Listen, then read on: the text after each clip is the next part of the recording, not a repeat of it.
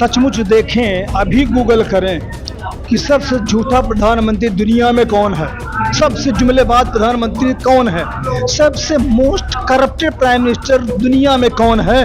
किसी और का नाम नहीं आता, जुमलेबाज कहता है, जिस जुमलेबाज कहते हैं। 2 करोड़ नौकरियों का जिक्र करे थे, आज तक तो 20 करोड़ नौकरियों को मिल जाना चाहिए, जो कि 45 साल में सबसे ज्यादा बेरोजगारी अगर इंडिया में है तो आज के दिन में है और इनकी हुकूमत में है।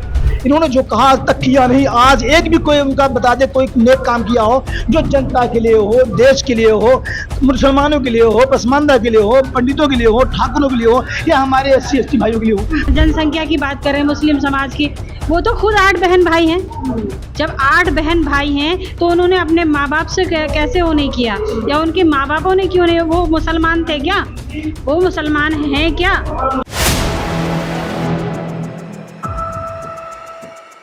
PM दिल्ली देख रहा हूँ, मैं हूँ आपके साथ शाहीन खान। एक बार फिर कांग्रेस का मैनिफेस्टो चर्चा में आ गया। आपको बता दूं 5 अप्रैल को कांग्रेस ने अपना मैनिफेस्टो जारी किया था और जिसके बाद से ही चर्चा एक तमाम हो गई थी। प्रधानमंत्री मोदी ने पहले इस मैनिफेस्टो को मुस्लिम लीग से मिलता जुलता बताया। जब बात नहीं गली, जब बात नहीं बनी पहले चरण से पहले, तो अब बात यहाँ तक पहुँच गई है कि उसी मैनिफेस्टो को लेकर के एक बार फिर से प्रधानमंत्री मोदी जी ने हिंदू मुस्लिम करने की कोशिश की और कांग्रेस पे बड़ा आरोप लगाया है कि यदि कांग्रेस सरकार सत्ता में आती है तो देश की संपत्ति यानी कि 80% की संपत्ति मुसलमान समाज में बांटी जाएगी। इस पे मुस्लिम समाज के लोग क्या सोचते हैं, उनसे सीधा जुड़ूंगी। सर, क्या नाम है आपका? बशीर अहमद।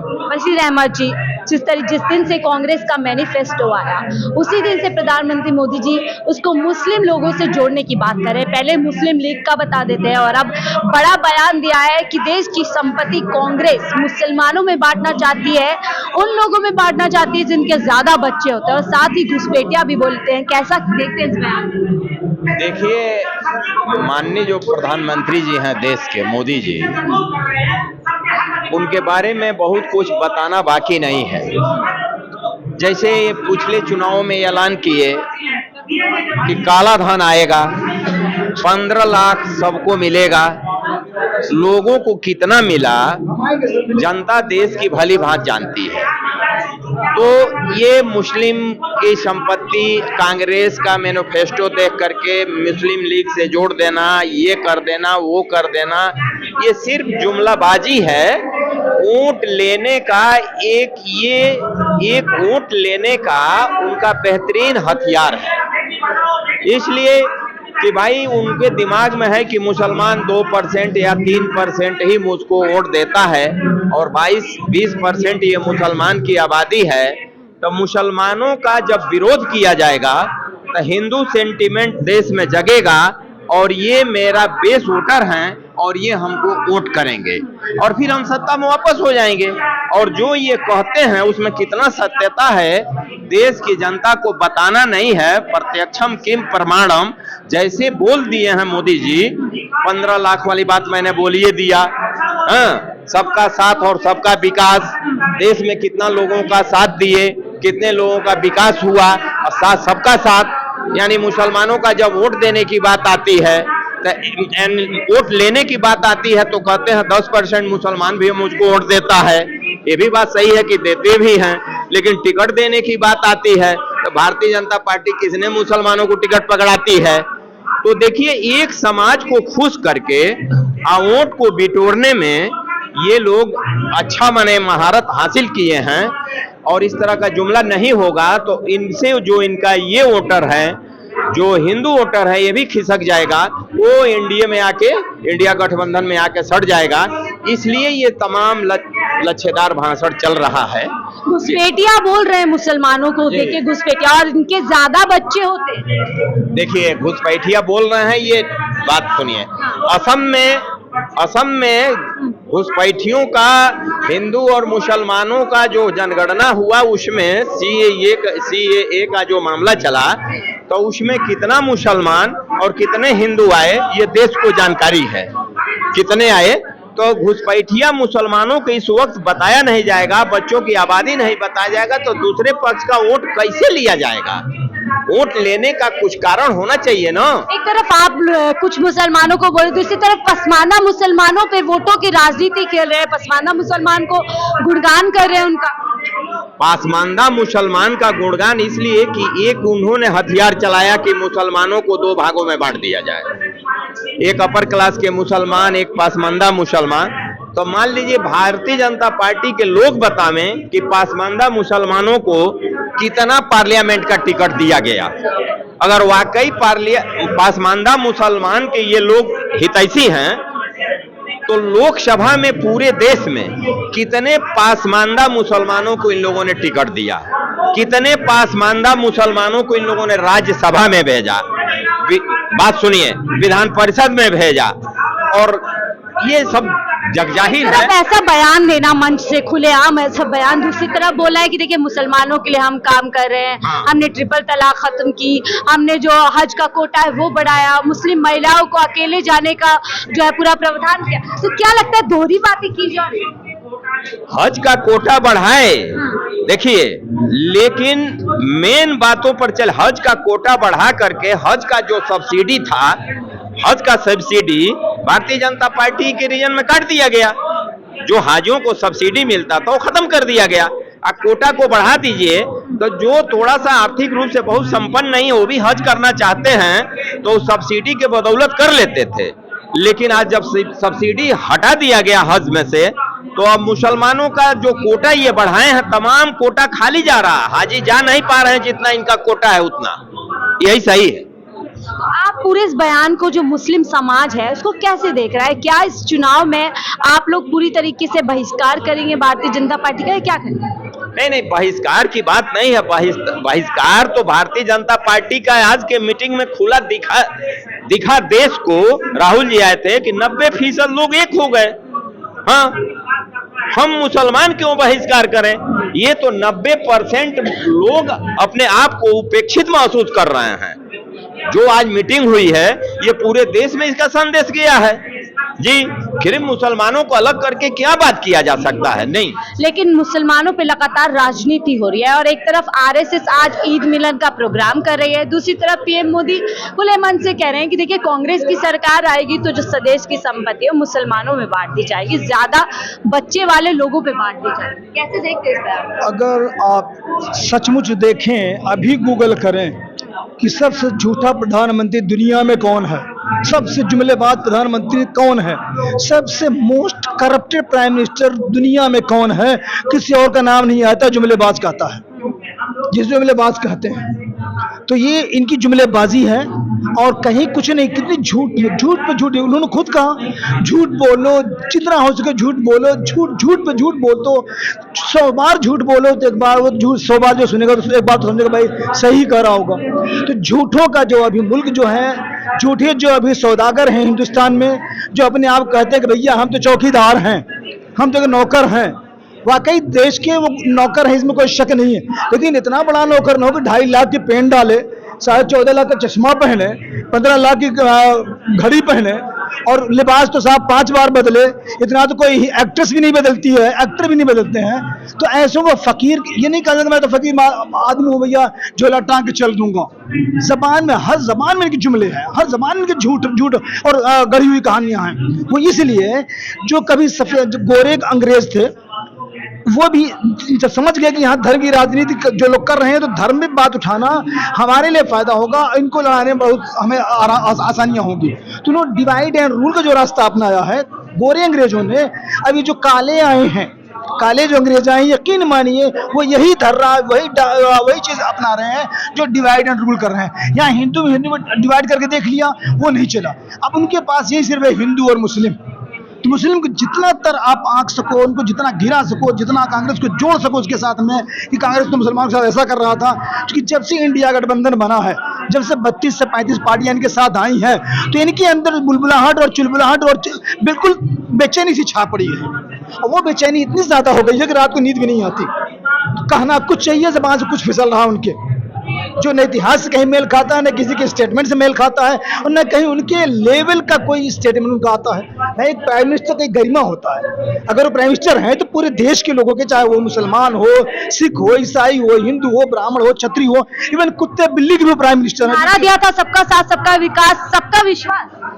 ये सब जुमलेबाजी है मैडम। 15 लाख भी तो कहा था कि मैं हर एक के में डाल दूंगा। अब एक कहानी सुनिएगा, जितने करोड़ों के अकाउंट खुले थे, अकाउंट तभी खुला था बंदों ने जीरो बैलेंस में खुलाया था, तो कोई 100 रुपया जमा किया, कोई 200 रुपया जमा किया, कोई 1000 रुपया जमा किया। अब जब बैंक में बेचारे अपने 1000 रुपये 100 रुपये निकालने जा रहे हैं तो कहते हैं साहब 1000 रुपये तो मिनिमम चाहिए अकाउंट में, ये पैसा निकल नहीं सकता। मान लीजिए 70 करोड़ लोगों ने जमा किया, 70 करोड़ की आबादी में लोगों ने वो जनधन अपना खाता खोला। उन पैसों का क्या हुआ? जिन बेचारों ने, गरीबों ने बड़े इकट्ठे थे, बड़े मुश्किल से 100 रुपये, 200 रुपये, 500 रुपये, 1000 रुपये में अकाउंट में डाल रखे थे, वो तो निकाल नहीं सकते। वो पैसा गया कहाँ? वो खा गए उन पैसों को। कितने हजार करोड़ रुपए तो ऐसे लूट लिए, और बात कह रहे हैं कि हमने जनधन अकाउंट खोला, उसमें क्या 15 लाख रुपए आए क्या? दूसरी बात, जो 2 करोड़ नौकरियों का जिक्र करे थे, आज तक तो 20 करोड़ नौकरियों को मिल जाना चाहिए, जो कि 45 साल में सबसे ज्यादा बेरोजगारी अगर इंडिया में है तो आज के दिन में है, और इनकी हुकूमत में है। इन्होंने जो कहा आज तक किया नहीं। आज एक भी कोई उनका बता दे कोई नेक काम किया हो जो जनता के लिए हो, देश के लिए हो, मुसलमानों के लिए हो, पसमानदा के लिए हो, पंडितों के लिए हो, ठाकुरों के लिए हो, या हमारे SC ST भाइयों के लिए हो, कोई एक काम भी नहीं। बिल्कुल, आप यहाँ पर तमाम जो मुद्दे उनको उठा रहे हैं, लेकिन आज RSS के साथ मिलकर के कई मुसलमान हैं जो ईद मिलन का समारोह। देखिए, ये हमारा समाज है, हम एक सामाजिक प्राणी हैं। इंसान होने के बावजूद भी हम सामाजिक प्राणी हैं। जब कोई खुशी की लहर आती है, खुशी में हमें मिलना और मिलाना ही हमारा संस्कृति, हमारे संस्कृति में है, और हमारे देश की यह चलन और प्रथा है, तो उसको हम नहीं तोड़ेंगे। अपने को दुश्मन, त्योहारों पर हम दुश्मनी जताना या कहना मुनासिब नहीं समझते। तो हमारे कुछ लोग ऐसे हैं, और कुछ लोग लालच में हैं। वो आप लोगों को घुसपैठिया बता रहे हैं, ज्यादा बच्चे वालों का समाज बता रहे हैं। बिल्कुल सही कह रहे हैं। यकीन मानिए 2005 में इंडियन एक्सप्रेस में न्यूज आया था, एक पब्लिश हुआ था, जितने क्षत्रिय, ठाकुर और पंडित हैं, 3 वालों को वैरायटीज का उन्होंने जिक्र किया था कि इनका जो DNA है वो जायनिस्ट से मैच करता है, यहूदियों से मैच करता है। इनका जो ब्लड है, जो इनकी नस्लें हैं, वो यहूदियों की है। आज यहूदियों की क्या हालत हो रही है? इसराइल जो कर रहा है, आप देखें गाजा में अस्पतालों पर, बच्चों पर, औरतों पर जो जुल्म ढा रहा है। अगर एक इंसान के अंदर इंसानियत होती तो कुत्ते जैसे, हमारे प्राइम मिनिस्टर का, मैं कुत्ता भी अगर मेरे गाड़ी से दब जाए तो मुझे तकलीफ होती है। आज इंसान को भैया यहाँ कहते हैं आपको मॉब लिंचिंग में मार दिया जाता है, एक जबान नहीं बोलते। मणिपुर में इतना बड़ी कहानी हो गई, बहन बेटियां हमारी निर्लज्ज और निर्वस्त्र होकर उनको बेइज्जत किया जा रहा है, उठाया जा रहा है, उड़ाया जा रहा है, चलाया जा रहा है, क्या क्या नहीं किया जा रहा है। आज तक जबान मणिपुर में नहीं बोले, इनका एक मंत्री या संतरी आज तक मणिपुर में नहीं गया। तो ये क्या है? कहना कुछ, ये जान लीजिए जो कुछ प्राइम मिनिस्टर हमारे बोल रहे हैं उसके अक्स में ही है, बरअक्स में ही काम हो रहा है, उसके उल्टे में हो रहा है। जो कुछ भी वो कहते हैं, ये जान लीजिए कि ये इसके खिलाफ ही काम करने जा रहे हैं। ठीक है, अभी तक उनके नेता बोलते थे, लेकिन अब PM मोदी ने भी साफ खुल करके आपके समाज के लिए बोल दिया। अभी जो भारतीय जनता पार्टी के एक नेता जोशी जी, वो कह रहे थे कि तीसरी बार मोदी सरकार आएगी तो बाबर का बच्चा बच्चा जय श्री राम बोलेगा। देखें, ये अगर न कहें वो, इसमें कोई शक नहीं, उन्होंने यह जबान कह करके अपने पैर पर कुल्हाड़ी मारी है, इसमें कोई शक नहीं। इवन तो इसका विरोध हिंदू भाई भी मेरे कर रहे हैं कि इनको ऐसी जबान या ऐसी भाषा या ऐसी बातें नहीं कहनी चाहिए थी प्राइम मिनिस्टर होकर के। प्राइम मिनिस्टर की गरिमा को उन्होंने तार तार किया। ये जी, मैं ये कहना चाहता हूं, जो बार बार आप घुसपैठिए वाली बात, कोई भी घुसपैठिए वाली बात कर रहे हैं, इस देश की आजादी की लड़ाई, इस देश के मुल्क को बनाने की लड़ाई सबसे ज्यादा हमारे मुस्लिम भाइयों ने की है, ये आपको पता होना चाहिए। जो अब्दुल हामिद, जिसने पाकिस्तान के टैंक उड़ा दिए थे, और जो बहुत सारे हमारे अशफाकुल्ला खां, जो शहीद भगत सिंह के नौजवान भारत सभा के सदस्य थे, और मौलाना अबुल कलाम आजाद, जिसने देश को बनाया। तो ये हमारे मतलब संविधान पर तो हमला कर ही रहे हैं, साथ ही साथ जो माइनॉरिटी ने हमारे देश के लिए बलिदान दिया, जो हमारे देश के लिए बनाने का काम किया, दलितों ने, जो हमारे देश के SC ने हमारे देश को बनाने का काम किया, माइनॉरिटी ने हमारे देश को बनाने का काम किया, उसको ये मुंह पर तमाचा मारने का काम कर रहे हैं। प्रधानमंत्री को एक वोट मिलने नहीं जा रहा है, पहले राउंड में इनकी हवा सुर्ख हो गई है। तो क्या यही वजह है इस तरीके के बयान दिए गए? बिल्कुल, ये हार रहे हैं।